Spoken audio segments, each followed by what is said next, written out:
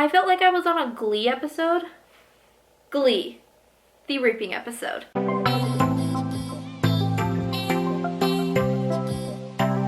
Hello everybody, welcome back to my channel and happy Hunger Games. Today we are going to be discussing the highly anticipated The Ballad of Songbirds and Snakes by Suzanne Collins, the Hunger Games prequel. I finished this in 2 sittings technically. I read from 9 p.m. to 5:30 a.m. and then I went to bed because I was literally dying, and then I finished the last couple chapters that afternoon, this afternoon I guess I should say.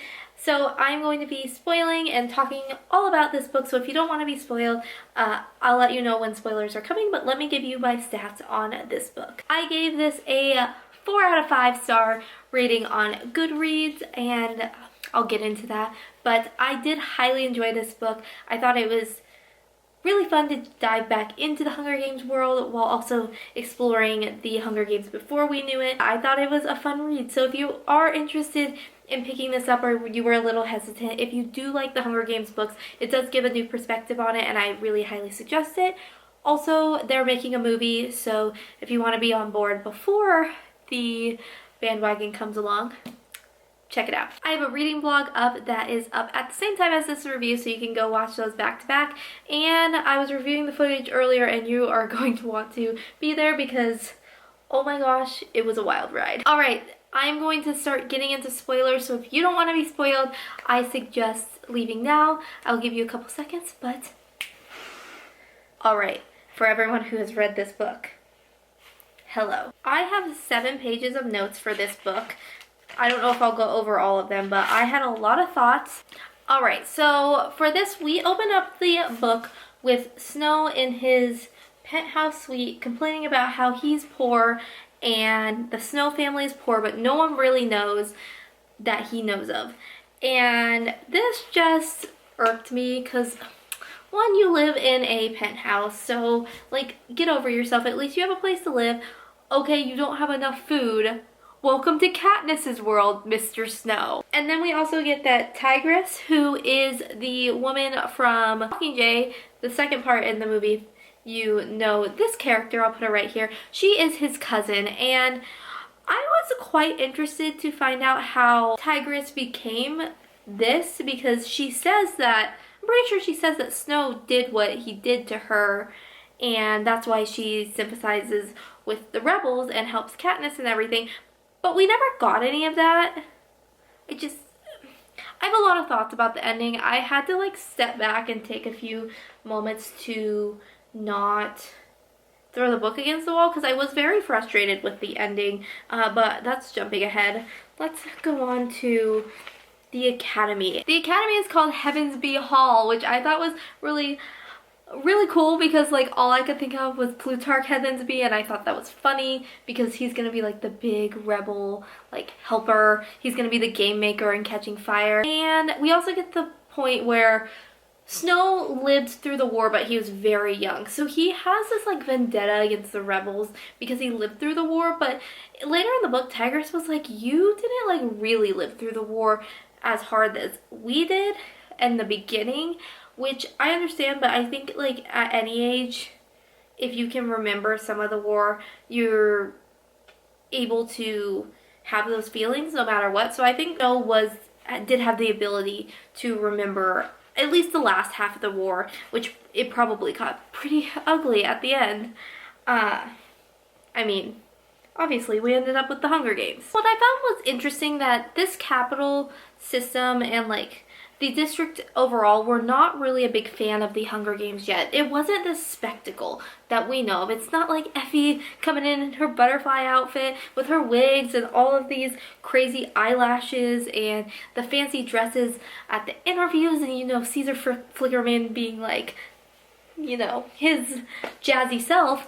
It very much was they brought them in a cow cage or a cow cart cage of the train. They put them in a zoo, which I was so angry at, and they just treat them like dogs. They don't feed them, they don't care. They're just these sacrifices. But as we go on, Snow kind of forms the games into what they are now, which I found interesting. And I also found it interesting that his dad was the creator of the Hunger Games with Dean Highbottom. We find out at the end of the book that Highbottom doesn't like the Snow family because one night him and Snow's father were in a bar. Snow's father got him drunk, and they ended up creating the Hunger Games as like a class project. It was just supposed to be hypothetical, all of that. He goes home, sleeps off his drunkenness, and comes to find out that Dr. Gall has gotten a hold of his proposal and is enamored with it. Which, can we just talk about Dr. Gall for a moment? This woman, in the beginning, she reminded me of, it's not Beatty. Beatty's counterpart, what is her name? Oh, her name's Wiress.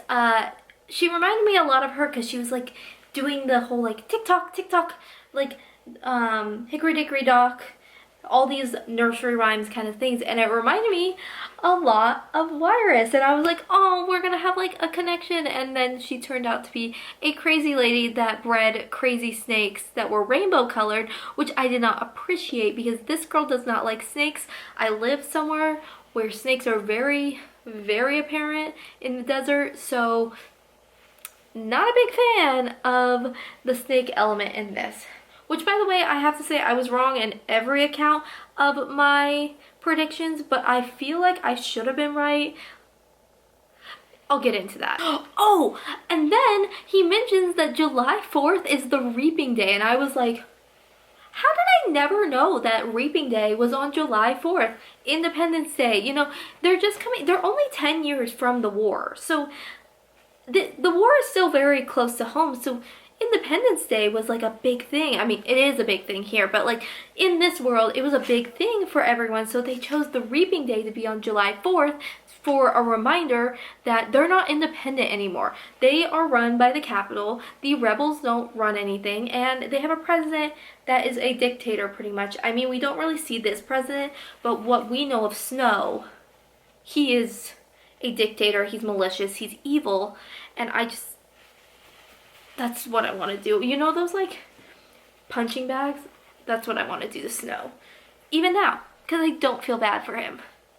Because he had every opportunity to change himself and not be the person he was, but instead he was. But okay, so now we're going to talk about our District 12 girl, Lucy Gray.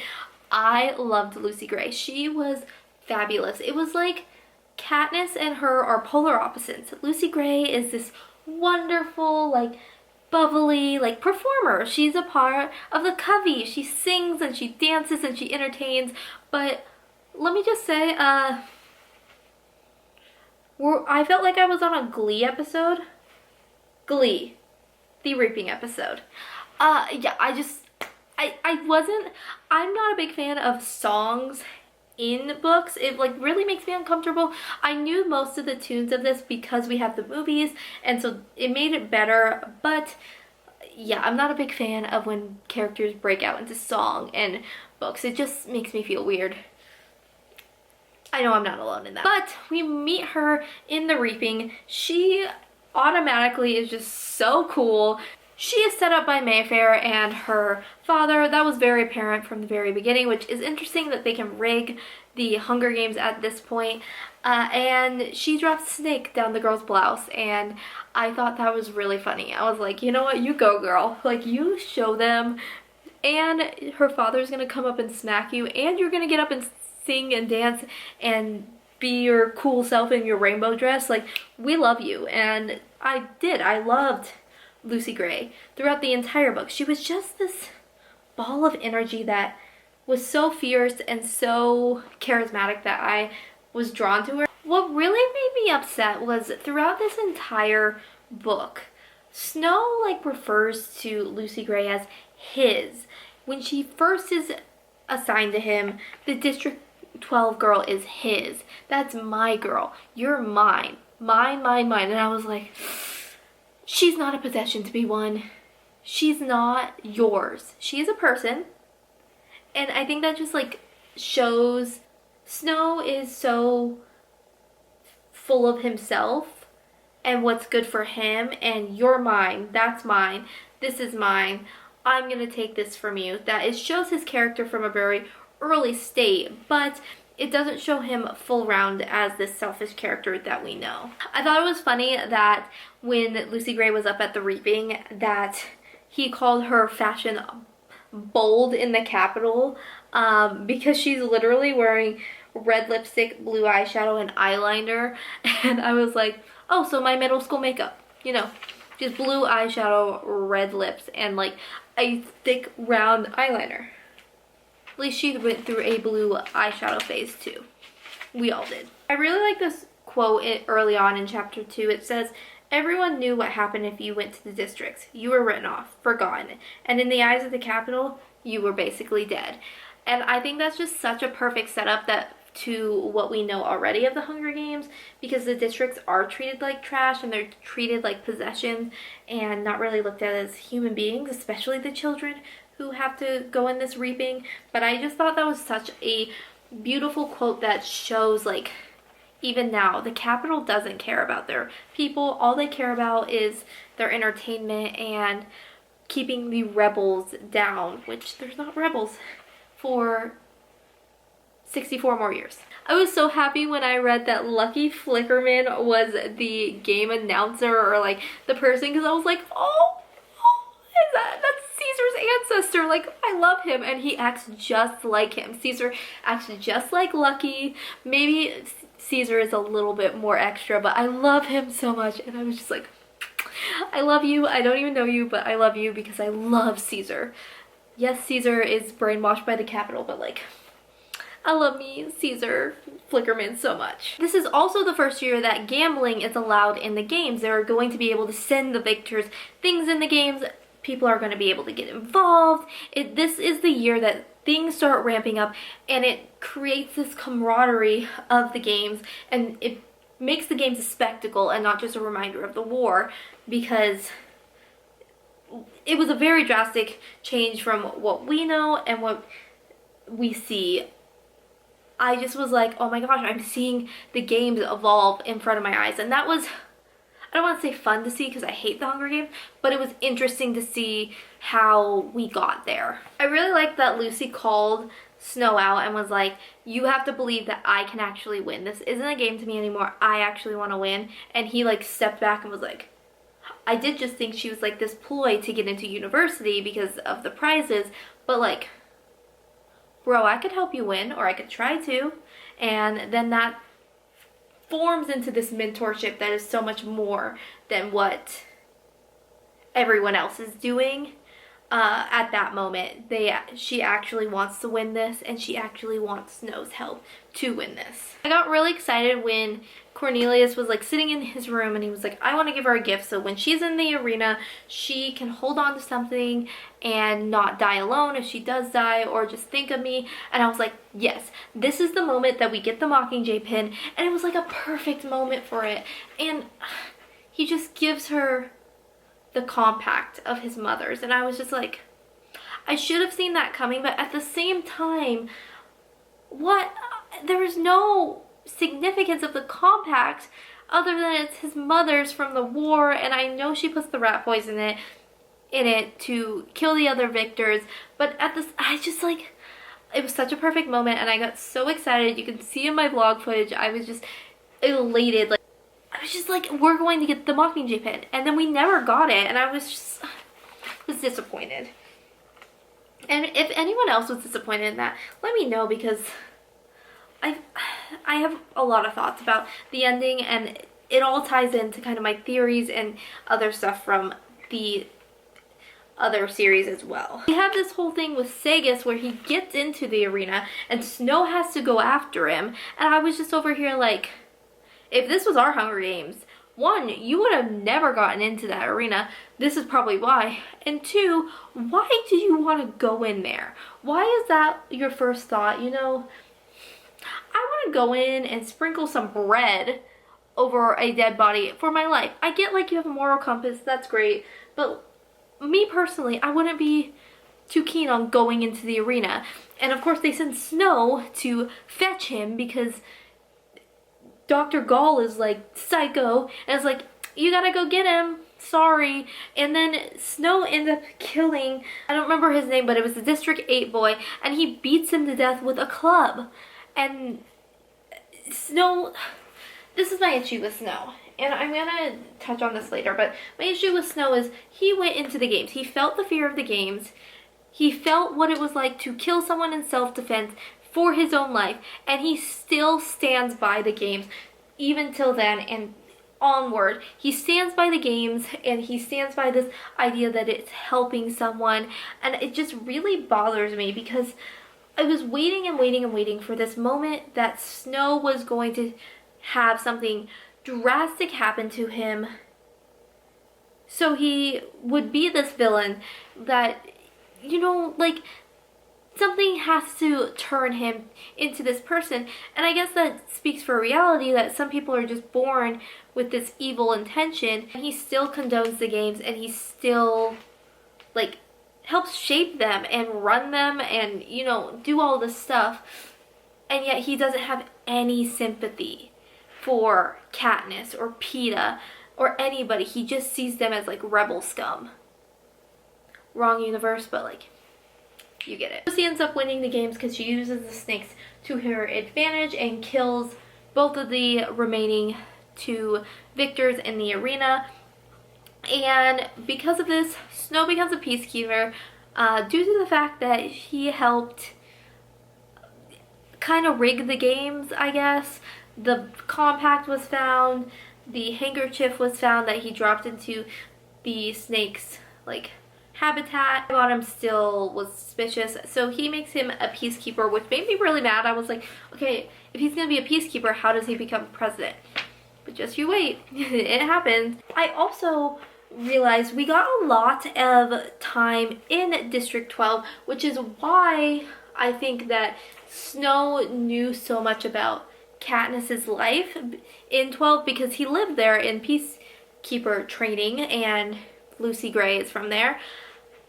And that's why he tells her, like, he knows more about District 12 than she thinks. He knows about the Hob. He knows about the Seam because he's lived there and he knows about it. And I just was like, you sneaky, sneaky thing. You act like you have been capital royalty all your life. You slummed it with 12 for a while. Don't lie.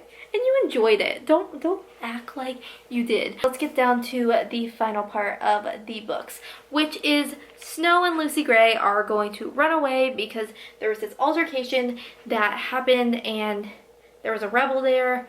You know, Seagus was there. In this altercation, Billy Tope and Mayfair were killed, and one of them was killed with Snow's gun. So he's all paranoid and he has to run away. But that morning that they're gonna run away, he's informed he's gonna upgrade to commander training in District 2. So he's gonna leave.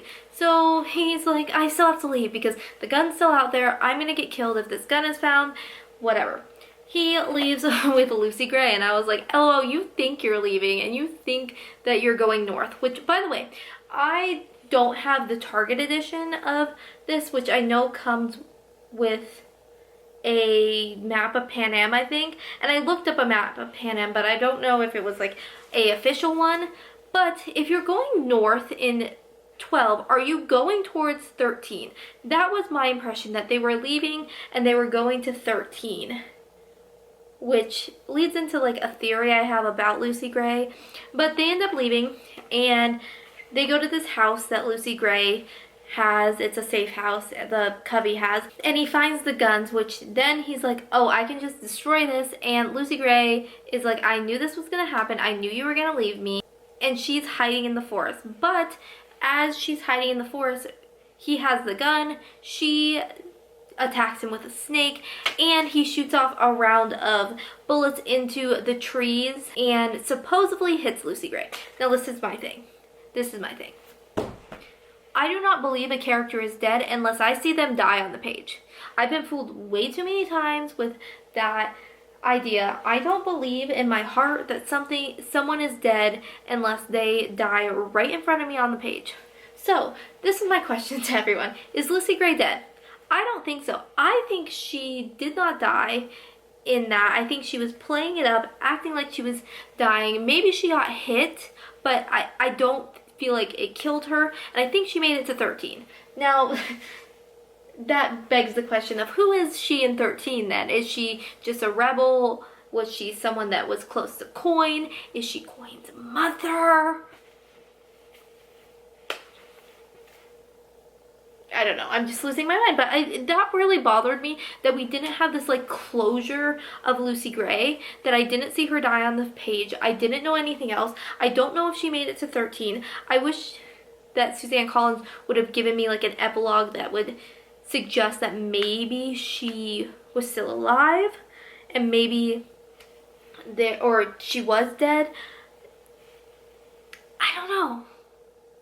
Because I don't think she would have gone back to 12 either, because she was being framed for the mayor's daughter's death. So I'm curious what you guys think happened there, because it made me mad. And I was like, I have no way of knowing who she is later on in the book, because we don't know this name. We don't know anyone with the last name Braid, whatever her last name is. We don't have anything like that, but yeah, I really don't like open-ended endings. And then by the end of the book, we have this epilogue where Snow comes back and Dr. Gall has honorably discharged him and makes him the game maker, and from there I'm assuming he just plummets in popularity and becomes president. And he vows he's never going to love someone like he loved Lucy Gray. He's going to marry for necessity, and he has this girl that he has in mind that he's going to marry that I think she was a mentor. I don't really remember fully. When they mentioned the name, I was so angry at this point. And from there, it's the Snow we know. But this is my issue. I don't feel like any of the moments in this book gave Snow the right to be the person he was. And I guess I pointed that out, that maybe he's just this evil person originally, but he isn't. He has moments where he agrees with Sagas, and he agrees that the games are bad, and he knows that like he's starving and everyone else in the district is starving. So it's one of those things that I'm torn between. Not that I like this character, because I heavily don't like this character. I like him as a villain. I think he's a great villain, but I don't like him in the sense of a person. So it draws the question of what was the point of learning all this information about Snow other than just to have another book? You know what I mean? And that's not to say I didn't like the book. I did highly enjoy the book, but I don't feel like it set me in a direction to know anything about Snow or feel anything for Snow or understand why he is the way he is. And I kind of wanted that in a way. I wanted to know why he ran the country the way he did, why he hated Katniss so much, which you could then point to, well, he hates her because he hates Lucy Gray and what Lucy Gray did to him. But they're so polar opposite that I don't feel like that is necessarily true.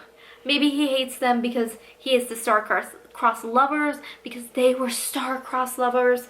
Not really, but they were lovers in the games, and it reminds him of that time. But I would have liked to see maybe the epilogue jump to the 74th annual Hunger Games, where he's seeing Katniss in them, or after Katniss's game, explain to Seneca Crane or someone why he sees Katniss the way he is, why he did what he did to Tigress. You know, there's so many unanswered questions, and this is just the book. It says the end. It doesn't say end of book 1. It's the end.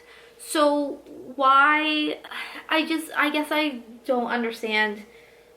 There were cool points in this book, and there were things that I really liked, and it was interesting to see how the games were, but I'm sitting here like, why? Why are you like this, Snow? Why do you treat Katniss like this? And I thought maybe he was molded in a way that showed him that Capital was better, that the war and the rebels were horrible, but he caused a lot of the destruction. The rebel didn't even cause the destruction in this book. So yeah, those are my thoughts. Leave your thoughts down below, but if you are going to leave spoilerly thoughts, make sure to point out that your comment has spoilers in it so people, if they do scroll down, they don't get spoiled. But yeah, I'd love to hear your thoughts about this. I will probably reread this maybe in a couple months to see if I have any feelings about it, like differing feelings, or if I notice anything else, because I do think this is a book I could reread over and over and over again and still pick out different things. But yeah, I was left unsatisfied with the ending, and I was upset with that because I knew there wasn't going to be another book. Maybe I'm just dumb and there is another book. If there's another book, let me know down below. But yeah, that is all for today. I hope you enjoyed this book talk. If you did, let me know down below. And if you like bookish content or writing content, go ahead and hit that subscribe button and join the Wonderland fam. And I will see you next time in Wonderland Loves. Bye!